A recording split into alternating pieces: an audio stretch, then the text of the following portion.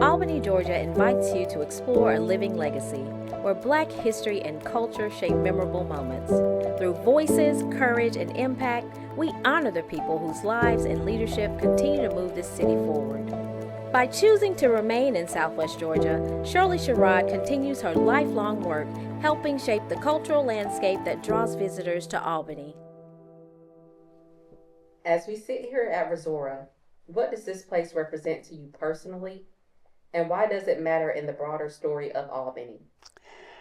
Well, sitting here in this house on this property, um, to me means progress. You can go back to when we were slaves, and this was a slave plantation. Um, the original portion of this house was more than likely built by, with the help, if not by slaves, with the help of slaves. And then you look at that history and you look at where we are today. We've come a long way from the being owned by slave owners and now owning the property that slave owners once had. Resora is a place rooted in land, healing, and purpose. How does this space reflect the values you and your husband live by? Well, we didn't ever, our work was about community. It was about people. And it wasn't just our people. It was about everyone who lives in the community. That's why when we originally purchased the land, New Communities, it has never belonged to me and my husband.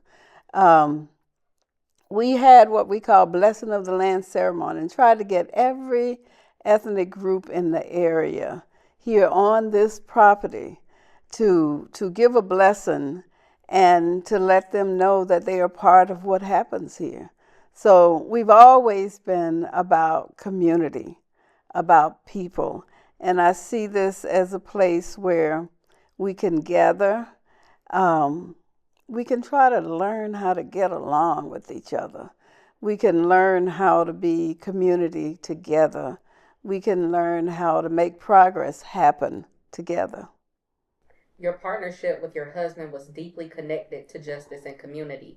How did your shared work shape the legacy people still feel today in Albany? Well, my husband gave his life to the civil rights movement.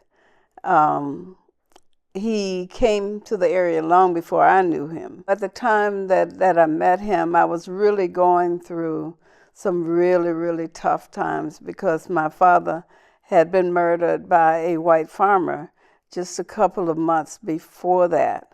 And trying to figure out, what my answer was going to be to what happened to him. How could my work be used to try to keep what had happened to my father from happening to others? So I guess it was just natural that we would connect and look at how together we could work not only Dougherty County, Baker County, but throughout Southwest Georgia, and then later on throughout the South and in other communities. Even though he is no longer here physically, how do you still feel his presence guiding your work and your spirit? My husband was a great organizer. And that has been said by others who were at part of the Student Nonviolent Coordinating Committee with him. So he taught me organizing, and every day, I can feel his presence in the work that we do and how I look at things going forward.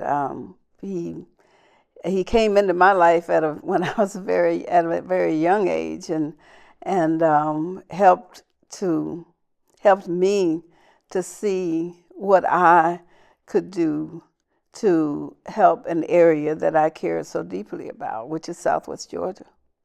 During one of the most public and challenging moments of your life, what grounded you when you felt everything felt uncertain?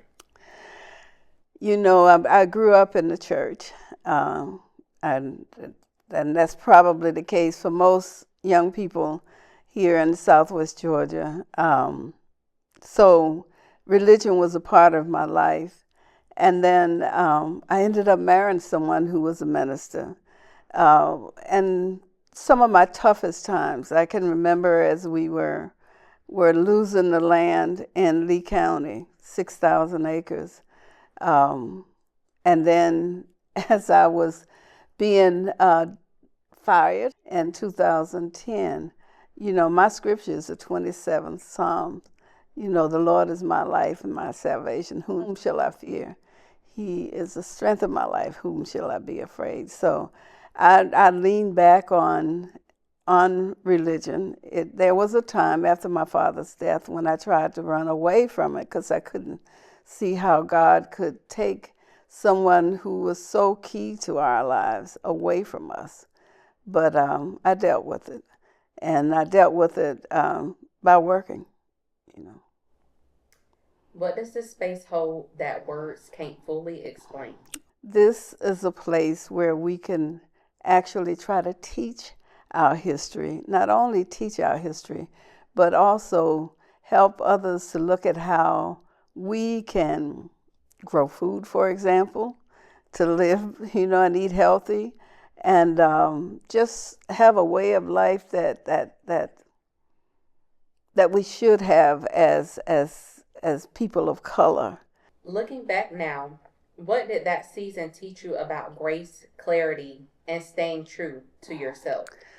Well, I made a commitment back on the night of March 25th, 1965, that I would not leave the South as I had intended to do after graduating from high school, that I would stay in the South. This is the night that my father died. That I would stay in the South and devote my life to working for change. I have never, not for one day, not thought of that commitment and what I need to do to keep working toward the commitment I made as a 17-year-old to stay here and work. I'm 78 years old now, and that's a lot of years, but each day as I work with people, as I work in communities, as I work here on this land, I'm reminded of what it means to try to work toward a goal, to try to work to help anyone. I have no desire to live and work outside of Southwest Georgia. This is home. This is a place I've learned to appreciate. I didn't appreciate it much as I was growing up. All I saw was hard work on the farm, picking cotton, doing all the back-breaking work. All I saw was the discrimination we experienced. Places like Resora hold deep meaning. How do land and place help communities remember truth, heal wounds, and move forward? I didn't have a great appreciation for what we had. I didn't understand what we had until after my father's death, when I made the commitment to stay and devote my life to working for change. Then I really took a deeper dive into the area, into the people. When you get to know our folk, when you get to work with them, when you get to help them during different tragedies, you can do nothing but have an appreciation for what they have done. If someone is visiting Albany for the first time, what do you hope they discover about the heart of this community that they might not expect? Albany played a major role in the civil rights movement, a major role. A lot of the individuals who went on to work in other places came and got their start right here under Charles Sherrod. They got their training right here. In fact, there were many in SNCC, the Student Nonviolent Coordinating Committee, who did not feel that white people should be a part of the movement. But Charles Sherrod embraced that. We separated from SNCC and incorporated the Southwest Georgia Project for Community Education, which is our organization today. That was the beginning of our work, the Southwest Georgia Project, that led to creating New Communities, which was the first community land trust in the country. Now my understanding is there are around 300 of them using the model we created back in the 60s. And from that, we also created the Charles Sherrod Community Development Corporation. Charles Sherrod came here in 1961, and we've organized since then. So people should come here and understand Albany's place in the movement. There were so many who got their start here. You heard about them later in Mississippi or Alabama, but many of them got their start right here in Southwest Georgia. What does legacy mean to you now? And how do you hope future generations experience it through places like Resora? Yes. I just really hope we can help our young people understand the value of what they have and the fact that it's possible to make a life for themselves where they can thrive and for their communities, and hold on to the land. Any interview that you have had, that one question you have not been asked, is there one part of your story that you have not told that you would like to? You try to find out what is your purpose in life, and through tragedy, and the tragedy was my father's murder. I ended up finding, I feel, my purpose in life. It wasn't based on money. It definitely wasn't based on money. It was based on commitment, and that's why when you really dive into what it is you want to do, what it is you feel you're being called to do, then it's no longer work. It's just, yeah, you run against the hard times. People wonder how, being thrust into the national news the way I was, being treated the way I was treated, and then bouncing back. I